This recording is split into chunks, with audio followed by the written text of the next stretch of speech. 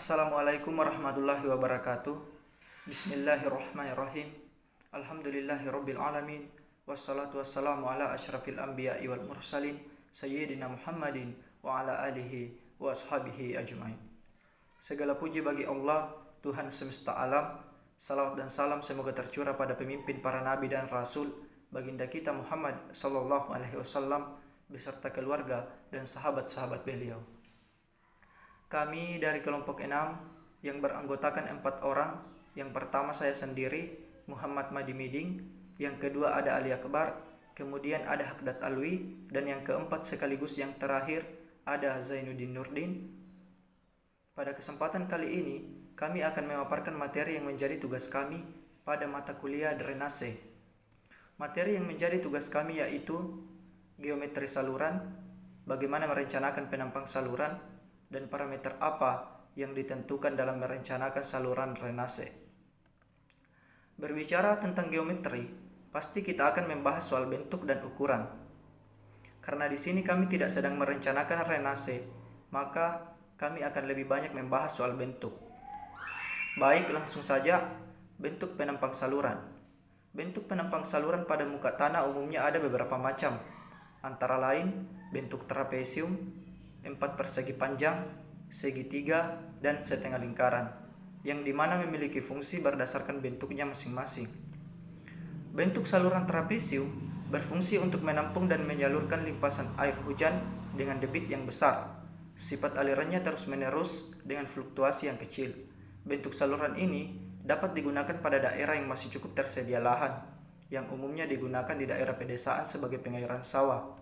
Bentuk saluran 4 persegi panjang berfungsi untuk menampung dan menyalurkan limpasan air hujan dengan debit yang besar.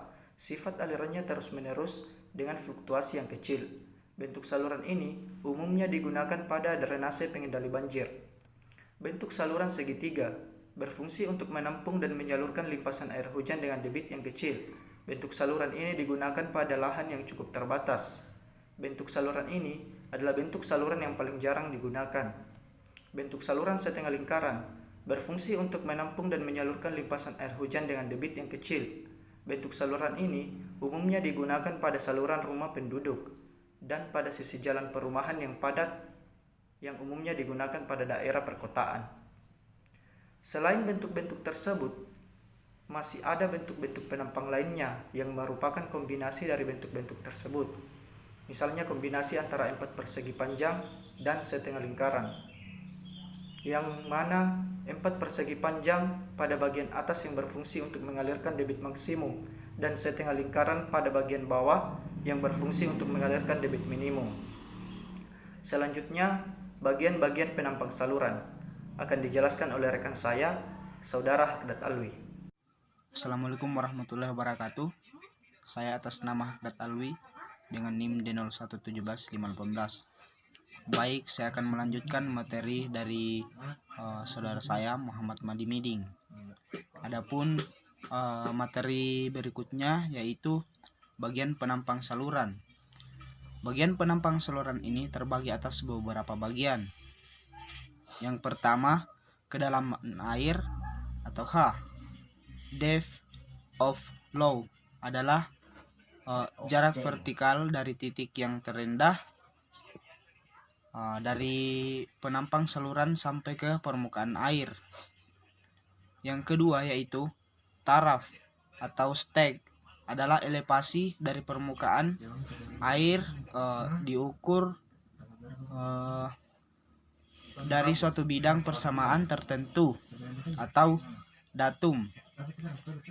Bila titik terendah dari penampang saluran yang diambil sebagai bidang persamaan, maka taraf akan sama dengan kedalaman air. Yang ketiga, lebar permukaan T atau top width adalah lebar penampang saluran pada permukaan aliran atau permukaan bebas. Nah, yang keempat yaitu luas penampang aliran atau luas penampang basah. A. Flow area adalah luas penampang aliran yang diambil tegak lurus dari arah aliran. Yang kelima, keliling basah. White parameter adalah panjang garis pertemuan antara cairan dan batas penampang melintang saluran yang tegak lurus arah saluran. Kemudian yang keenam yaitu jari-jari hidrolik radius adalah perbandingan antara luas penampang basah dan keliling basah. Kemudian yang ketujuh, kedalaman hidrolik depth adalah perbandingan antara luas penampang basah dengan lebar permukaan basah. Kemudian yang kedelapan atau yang terakhir, faktor penampang Z, section faktor, adalah suatu faktor yang diperlukan untuk perhitungan aliran kritis, merupakan hasil perkalian dari luas basah dan akar dari kedalaman hidrolik. Itulah materi yang sempat saya bawakan. Selanjutnya saya serahkan kepada saudara saya Zainuddin Nurdin. Dengan ucapan Bismillahirrahmanirrahim. Assalamualaikum warahmatullahi wabarakatuh. Saya atas nama Zainuddin Nurdin, NIM D01175521. Saya dari kelompok 6 akan memaparkan materi tentang pembangunan saluran. Dalam menentukan bentuk dan dimensi saluran yang akan digunakan dalam pembangunan saluran baru maupun dalam kegiatan perbaikan penampang saluran baru yang sudah ada, salah satu hal yang penting yang perlu dipertimbangkan adalah ketersediaan lahan. Mungkin daerah pedesaan menghubungkan saluran dengan kapasitas yang besar tidak menjadi masalah karena banyaknya lahan yang kosong, tapi di daerah perkotaan yang padat tentu bisa menjadi persoalan yang berarti karena terbatasnya lahan. Karena itu, penampang saluran, drainase perkotaan, dan jalan raya dianjurkan mengikuti penampang hidrolis terbaik, yaitu suatu penampang yang memiliki luas terkecil untuk suatu debit tertentu atau memiliki keliling basah terkecil dengan hantaran maksimum. Dimensi saluran harus mampu mengalirkan debit rencana, atau dengan kata lain debit yang dialirkan harus sama atau lebih besar dari debit rencana. Untuk mencegah maka air ke tepi dalam kurung meluap, maka diperlukan adanya tinggi jagaan pada saluran, yaitu jarak vertikal dari puncak saluran ke permukaan air pada kondisi debit rencana. Ya, itulah dari hasil presentasi materi saya. Sekian, saya akhiri. Assalamualaikum warahmatullahi wabarakatuh. Bismillahirrahmanirrahim. Terima kasih kepada saudara saya Zainuddin Nurdin telah membacakan materi sebelumnya. Sekarang saya akan melanjutkan materi dengan soal yang ketiga, yaitu parameter apa yang ditentukan dalam perencanaan saluran drainase. Ada beberapa indikator yang harus kita ketahui dalam perencanaan saluran drainase. Yang pertama adalah tinggi jagaan saluran. Menurut SNE 0334219994, 24 besarannya tinggi jagaan bervariasi mulai dari 20 cm sampai dengan 1,5 meter. Yang kedua adalah data curah hujan.